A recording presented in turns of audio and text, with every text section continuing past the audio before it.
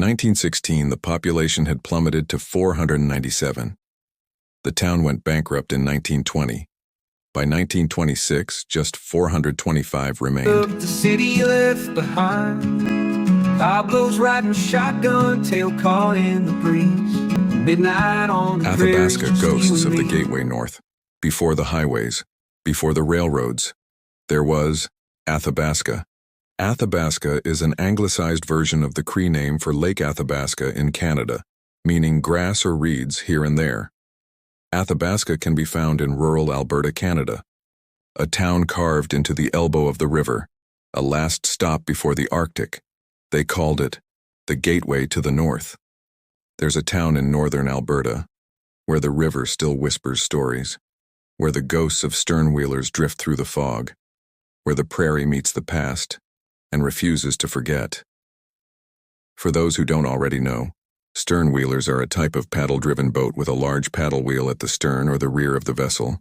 Historically, they were vital for transportation on major rivers, especially in North America, for tasks like transporting gold and goods and for westward expansion. Today, many still operate, but they are often used for tourism and recreation. Athabasca was born in 1877, not with a bang, but with a boat. The Hudson's Bay Company built a seasonal trading post here, on the banks of the mighty Athabasca River. It was a place of exchange, of passage, of promise. By 1888, sternwheelers and scows were being built to navigate the river. Athabasca became the last point north before the Wild, a launch pad for gold seekers heading to the Yukon, a checkpoint for the Northwest Mounted Police, a town of grit, fur, and fire. 1898, gold seekers. Treaty 8, Cree guides. The rush begins. The Hudson's Bay Company built scows. The Northwest Mounted Police set up post, and adventurers chased gold through frozen veins of wilderness. In 1905, Athabasca Landing had just 250 people. The town was incorporated in 1911. The Canadian Northern Railway arrived in 1912. By 1913, the population had exploded to 2,000 people. Then came the fire. August 5, 1913, downtown burned. A fire ripped through downtown. Businesses burned. Dreams smoldered. The fire cost $500,000 in damages, which in today's value is approximately $16,362,424.24. That's an increase of $15,862,424.24 over 112 years. The business section was destroyed and 100 people were rendered homeless. They rebuilt. But the railroads bypassed her. River trade died, and Athabasca fell silent. But it survived. Through trapping, through lumber and grit, through black pioneers in Amber Valley, through the healing hands of Dr. Brown, through the rise of a university built for distance, before distance was everything. And by 1916, the population had plummeted to 497. The town went bankrupt in 1920. By 1926, just 425 remained. Survival depended on trapping, lumber, and the stubbornness of homesteaders from Quebec, Ontario, Eastern Europe, and the U.S. Athabasca is covered by Treaty 6 and borders Treaty 8. It's Cree and Métis land. Indigenous communities shaped its soul. Powwows, ceremonies, and traditional knowledge remain woven into the town's cultural fabric. Athabasca isn't forgotten. Beneath the stars, beneath the silence, beneath the midnight on the prairies. From 2,000 people in 1913 to 425 in 1926. But Athabasca didn't vanish, it adapted. It evolved. In 1955, Dr. Josephine Brown opened her practice. She served Athabasca for over 40 years.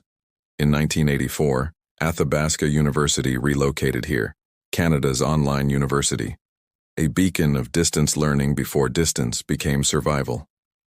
The population of Athabasca, Alberta in 1984 was approximately 2,300 people. As of 2021, the population stood at 2,759. A quiet resurgence. A town that refuses to be forgotten. The population of Athabasca, Alberta as of 2024 was approximately 2,894 people. Athabasca isn't just history, it's experience. The Athabasca Regional Multiplex offers an ice arena, curling rink, field house, and aquatic center. The Athabasca Landing Trail lets you walk the path of fur traders. The old brick school and train station tell stories in brick and timber. Nearby, the Athabasca sand dunes shimmer like a desert mirage. Lake Athabasca glows under northern skies. Waterfalls whisper through the boreal forest. And the river, always the river, remains the town's heartbeat.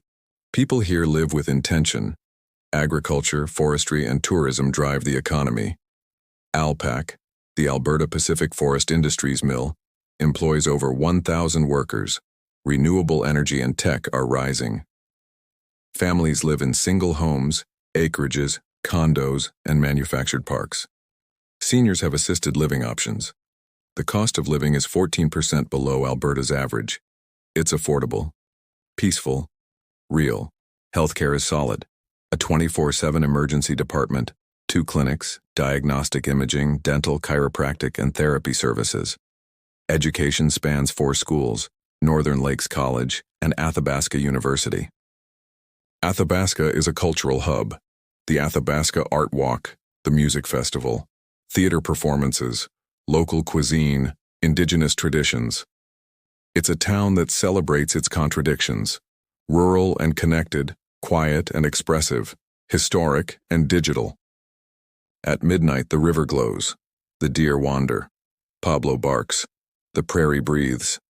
Athabasca isn't just a town, it's a feeling. A place where history lingers. Where the past isn't buried. It's alive. This is Midnight on the Prairies. This is Athabasca. And this is your invitation to remember. To subscribe if you want to see more videos like this. Thank you for watching. Took the city left behind.